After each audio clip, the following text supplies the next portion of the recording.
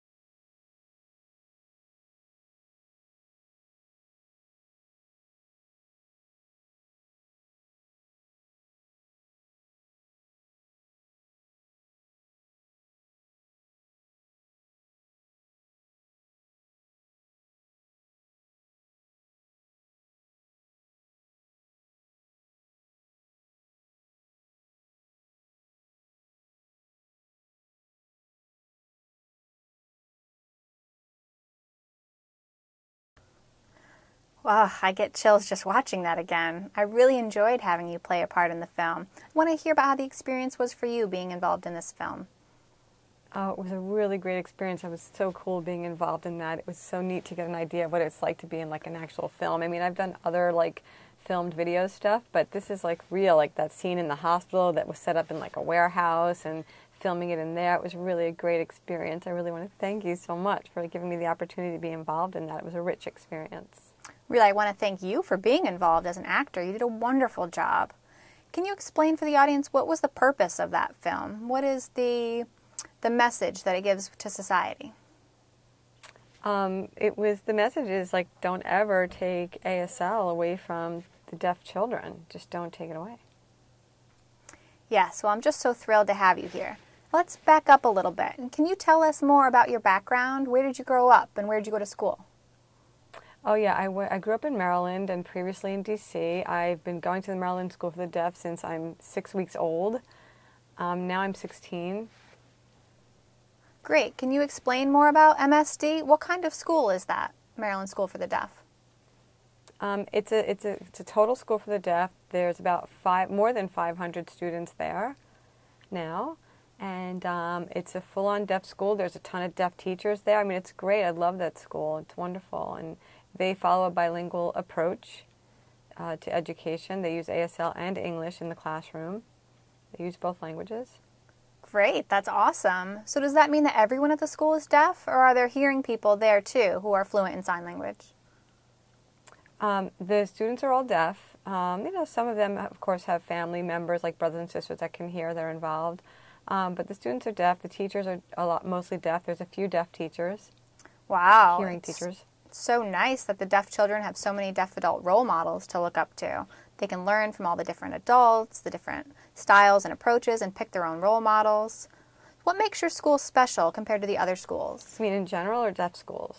Well, in general, compared to other deaf schools. What is it that makes your school one of the more special schools, and it has such a strong program? Well, that there's just so many deaf people, deaf teachers. I mean, like you said, there are more role models for us to choose from and more people for us to look up to. You know, in other deaf schools, I mean, I realize I'm kind of lucky and I'm spoiled in being in my school because other deaf schools, sometimes the whole entire staff and all the teachers are hearing.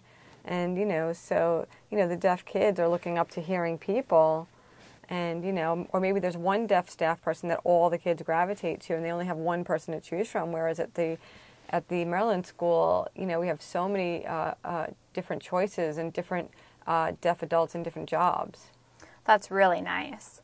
So your school offers a good education? It treats the deaf students as equals to their hearing peers, or are they treated differently, like the deaf students can't handle the same education and workload? We use a curriculum that, just is a great one, and they provide a really good education. And, I think it's one of the best educations available. And, even though we're using ASL, we're getting a great education. There are some hearing teachers with deaf students, and they feel like they can't connect or relate to those teachers. But having deaf teachers, it's like they know what it's like to be us. And they've been through the same things we've been, and they know how to teach us the best way. I mean, the school is designed for deaf students, whereas, out in general, or kids that are like in programs that are primarily hearing, the kids are struggling and they don't feel like they're part of a norm there, and, it's hard for them to create bonds. There's a lot of struggle for them, at least in a school for the deaf like I go to. When they graduate, they have better opportunities as adults.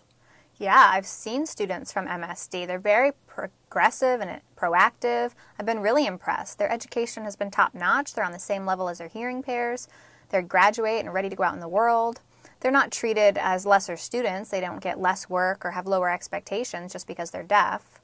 So now, what are your goals when you graduate from high school? What will you do next? When I graduate, I definitely want to go to Gallaudet University for the deaf. I have like 3 possible majors I'm interested in: education, psychology, or linguistics. Those are the 3 I'm interested in. I want to work with people for sure. I've always been politically involved in things, but exactly the type of job I would turn that into, I don't know. Of course, that's part of the process. I remember when I was a freshman, unsure of what I wanted to do, but when I was a senior, I had it figured out. But your goals sound great. So now I want to go back a little bit. You mentioned that Maryland School for the Deaf uses ASL. Does that mean they don't use or teach English, or what? Can you explain that? Well, as I mentioned, it's a bilingual program there. So the teachers sign an ASL, they teach an ASL, but of course when we read and write, we're using English. Sometimes, like if I have to make a vlog for a project, I'm doing it with signed ASL, or if I do a presentation, I'm presenting in sign language, but the PowerPoint, of course, next to me while I'm presenting will be in English. So it's both languages. One of the things that statistics shows about a bilingual approach is that it's very important, first of all, I should say, that they be exposed to, children that are deaf be exposed to language at a very young age. At ASL, a lot of times if they're not exposed at an early age, it's a permanent impact on their life and on their ability to access and properly acquire language. So, sometimes they don't get language until a little later in life because they're not having access because they can't hear. It's really important, like the film was showing, not to take ASL away from kids. It's if they provide that to them at an early age, they do so much better. If they get full access to ASL, their mind improves. It's easier for them to pick up language. That's what statistics are showing. Also, they did a little study, and there were 2 different families, both with deaf children. One family could hear, the other was deaf. So the deaf child that was born to a hearing family got like a cochlear implant, and they found that there was more struggles there, whereas the deaf child born of deaf parents was much more advanced and progressed a lot faster. So, that's why it's so important for deaf kids to have ASL. And I love it that my school follows a bilingual approach, and I think that that's the best. I agree. The bilingual approach in education is very important, and also for deaf babies, for them to be exposed to sign language at an early age so they can pick up language right away. Many deaf children whose hearing parents don't expose them to ASL end up struggling with English, with reading and writing. They think using ASL, that doesn't cause them to struggle with English. It's the lack of language exposure in ASL that makes it hard to learn language. And that's when things fall apart. Also, people don't realize that after children become fluent in ASL, learn to read and write English, they can learn speech and lip reading too. They can apply the ASL skills to learn speech skills, but it all starts with ASL, having that foundation. But focusing on hearing, speech, and lip reading isn't the only way. Yes. Myself, I don't do speech, but, I grew up with ASL, and I think parents who have a deaf baby, I understand it's not their fault and they don't understand maybe what's best for the baby. And they want the child to be able to speak, and they don't really know that having ASL would be better. Right, I agree. So your families are deaf, and you've grown up always having full access to communication in your family. What's it like for you being part of a large deaf family and then seeing other families who are hearing and they don't learn to sign with their deaf children and the kids are left out? Do you feel kind of lucky at some times, but also at the same time feel bad for those kids? Myself being in a deaf family, I had a great experience, had a great childhood. I felt normal. I felt like any hearing kid would probably feel in their own family. I could share my ideas and have full communication and socialization. There's kids that I see, and I'm spoiled as a result of being in the MSD bilingual program. I do see other kids there that come from hearing families, and when they come to our school, they can't believe it, and they're hearing parents see other parents like learning sign language, and they really are immersed in it, and it's really wonderful, and they become more interested once they see that deaf people have this full, rich life. I think there are some kids that come in who transfer in and never had such full access to communication, and they're so excited to be communicating and expressing themselves because at home they don't have that and they're lonely. I think if their parents, could learn ASL and learn how to really communicate with their kids, the kids would have more knowledge and more access and just be happier and, have a better relationship with their parents. Yeah, I agree. Your school has a great educational program for families, and the programs are great because they help hearing parents who don't sign. They can see other hearing parents who have learned to sign, and they'll feel some pressure to get more involved and learn sign language too, and everyone ends up learning. It's a good, positive experience, and I hope this happens at the other deaf schools. Yeah. But for schools that are struggling with parents who aren't involved, can't sign, it's really important to have family education programs, events set up for families so the families can see each other, learn from each other, they can discuss issues and share perspectives. I think your school is a great model, and we're really lucky to have that. And so now you're looking ahead at going to Gallaudet University, the only university in the world established for deaf people, focused on the education of deaf people. So now, changing topics a little bit, with what has happened in Arizona, the turmoil there at ASDB, the Arizona School for the Deaf and Blind, how do you feel about everything happening there, with the struggle between the administration and the students? What's your view on all of that, everything going on there? So go ahead. I mean, for me, it's very sad and disappointing to see how the administration is handling things. I mean, the students are unhappy, and the administrators don't seem, willing to listen to the students. And, it's like, you wouldn't even have that job if it wasn't for those deaf students. And I think that they need to represent them. And I think they need to show support of them. I mean, as we were saying before about having role models, I mean, if you're eliminating all these positions for deaf teachers, then you're really eliminating deaf role models for these deaf kids. I think it's sad. Yeah, I agree. I support the students there. I want to show a picture of the student body government there at AASDB. Very active and involved. They're trying to make a difference. And the student in this picture is Juliana Apfel. So this shows the students there. They're rallying, standing up for what they believe in. They really want to make a difference. And people think today that students don't care about education, but obviously they do, and people should notice this. People should see that these students are really motivated and involved in their school, and the special programs there for farming and agriculture, the livestock program, it's all being taken away. And, these animals, we don't know where they're being taken away. They're not going to get good care, and the students had taken good care of them. And other programs, the literacy camps, have been beneficial, and now they're being canceled. Great teachers are being taken out. All of this, and it's really sad.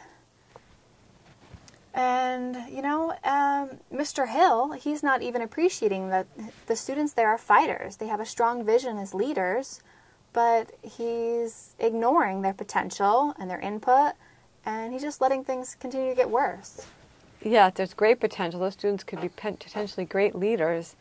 And, they really worked hard to put together this whole rally and to really, try and protest for their rights, but they've just been unheard.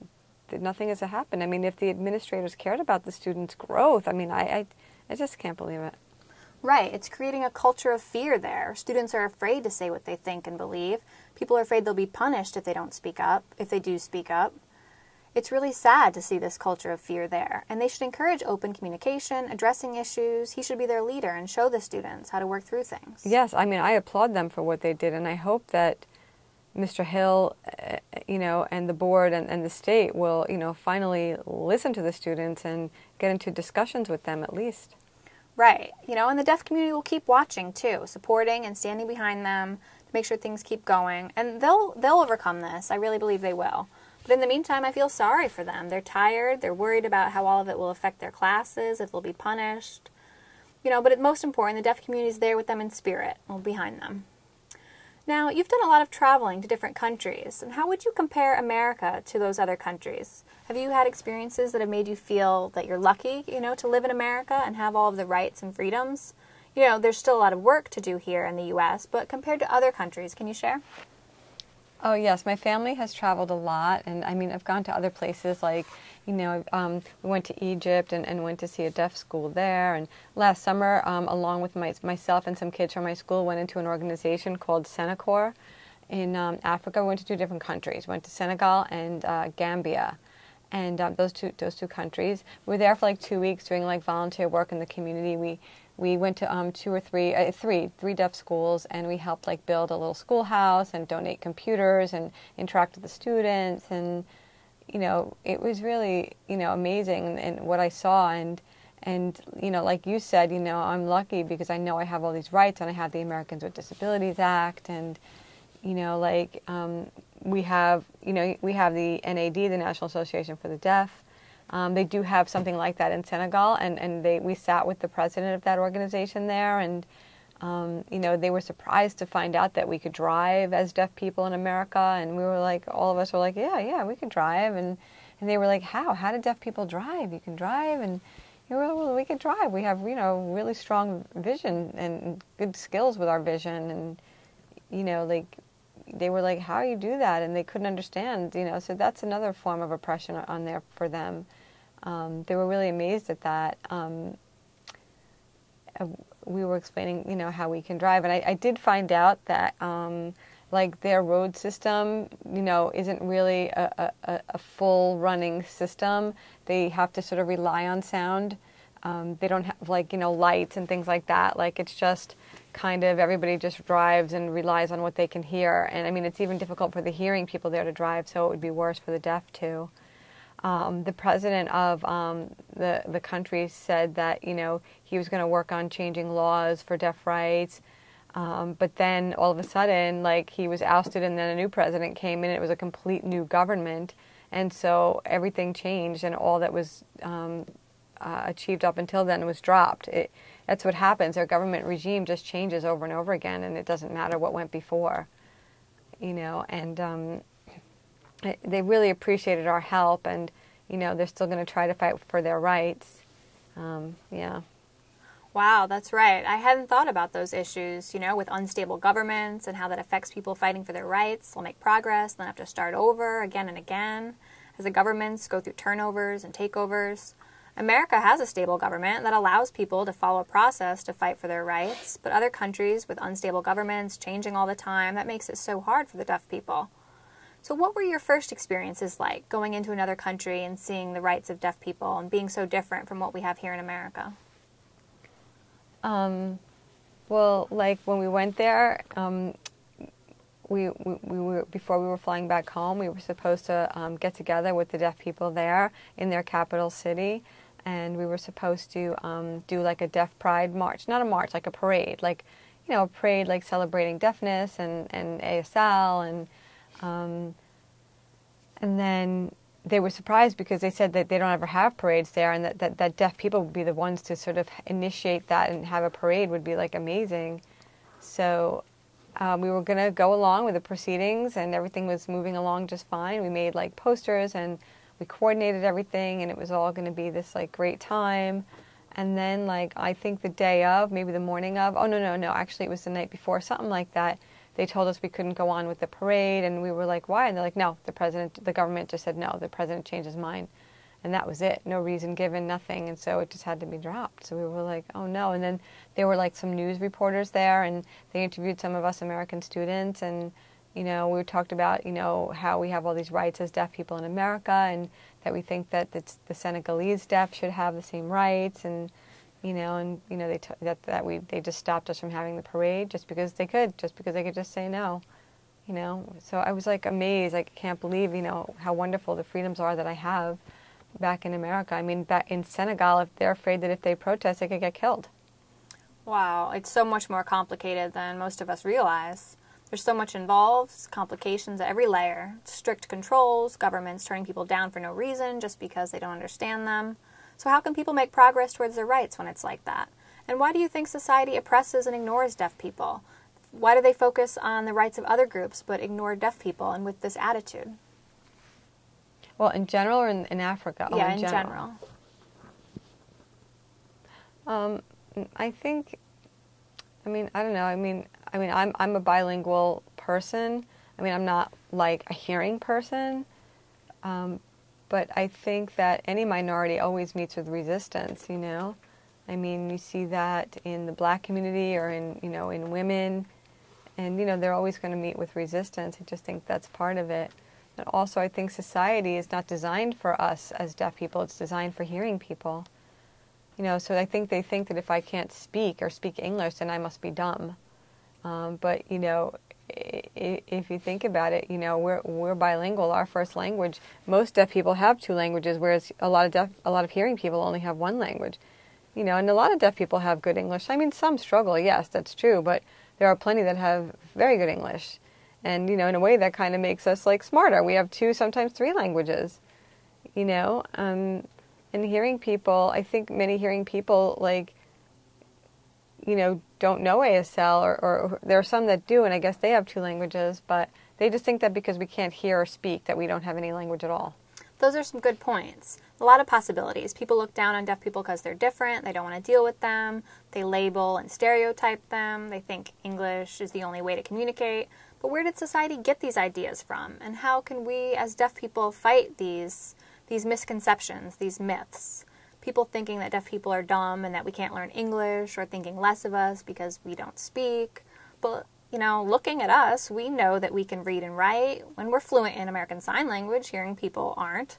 So why do they look down at us, think that we're less than them? And what can we do to change these perceptions? I think we need to explain to them and educate the government too, and show the statistics and, make them aware, and, that ASL is really important, and that early access to it leads to success in language acquisition and English acquisition. I think we need to change the thinking that when you give birth to a deaf baby, that it's a handicapped baby that needs to be fixed. I think that once society realizes that the deaf baby doesn't need to be fixed, and they just give them access to ASL and early language acquisition, that they have more of a chance of being successful. I think they need to change that mindset of, this is a baby that needs fixing, and, I think we need to educate the hearing world on that. So now, what are the different ways that you reach out and try to change people's views to help people understand? Do you post blogs or write newspaper articles, presentations? Yeah, all kinds of things, show statistics and research and, every medium that we can find. So do you think in time things will get easier for the deaf community, or do you think we'll continue to struggle? And why? If you think we'll continue to struggle, or if you think things will get easier and we'll gain more rights, what do you think? We have a long way to go, obviously, but, I do think we're going to have more struggles going forward. But, I think as we progress, it gets better and better, and we get the hearing world at large to, respect us and understand us. It'll only get easier. But obviously right now it's not the case. We still have some struggle. Okay. And I'm also wondering, for the show Switched at Birth that recently aired, do you think that show will help people understand deaf people better, or do you think people will be more confused by seeing so many differences between deaf people, that some can speak but others sign? Do you think this show will help, or will it make people think that speaking is better, that deaf people should all learn to speak? So do you think this will be helpful or hurtful? Well, that show, Switched at Birth, it's amazing. It was like the first concept show of that type. I really applaud that, and I appreciate that. I wish that we had more of a variety, but I think it's a great start. And it's, I think more and more people are starting to enjoy that show. I think it was cool when they showed the protest at the Carleton School, and that really connected with the ASDB. And I think that they'll just bring forth more issues via the show to bring awareness to the outside world. I think that in the past people might not have known some of the issues, and they may have made decisions on what was best for us as deaf people, but now this kind of show could be really informative and enlightening. So I think we do need more. But it's good. It's great. It's good. It's a good start. Yeah, I agree. It's a good start. And we have to take our time, merging with mainstream society. If we share everything, put everything out there all at once, it'll be too much. The deaf community has to kind of play it smart and share little by little until people are more comfortable, and then we can address the real issues. So hopefully we're on the right path for people to see us as a cultural and linguistic group and not a group of people that needs to be fixed. So. Yeah, and I think it's hard enough, like, for people in general to understand cultures other than their own, as it is for us, but I think this is great. Yeah, it's a good start. And I hope we start to see more shows like this. Like hearing people have so many different shows, all different varieties. It would be great if deaf people had this too. Not just one, but more options. Yeah, I'll tell you, in the future, I would love to see an all-deaf channel. Yes, I would love to have a deaf channel. And plus, we already have a Spanish channel and an Asian channel, so why not have a deaf channel too? Yeah, that would be so nice to have different shows on all day long, shown through deaf eyes from the deaf world. I hope that happens.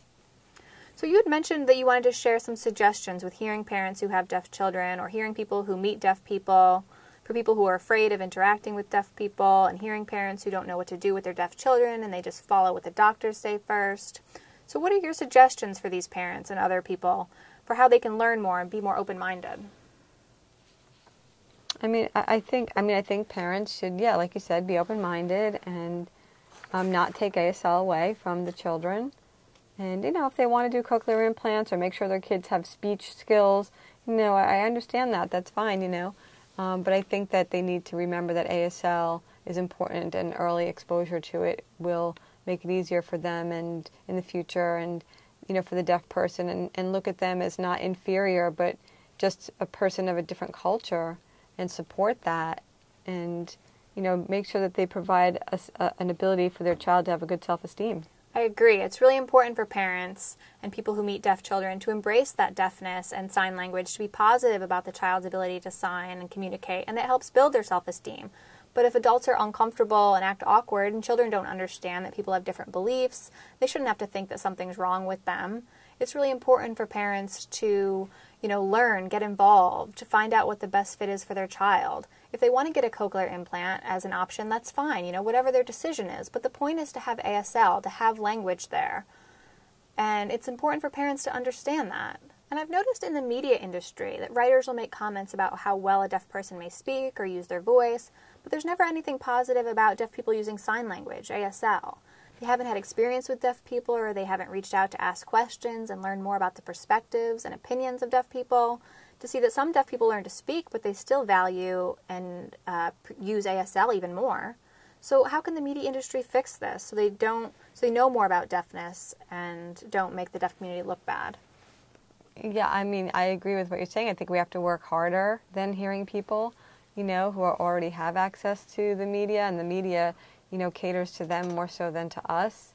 And I think we need to, try to bring awareness, and, we have to work harder to just kind of publicize and, get connected to and through the media. We need to educate them.